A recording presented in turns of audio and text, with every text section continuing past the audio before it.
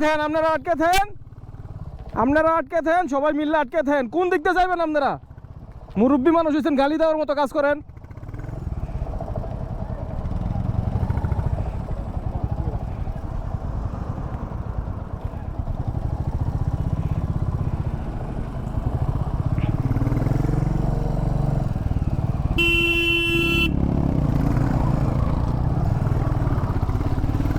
সবগুলি হচ্ছে mother toast, হালার পুতারা সব মাদার টোস্ট।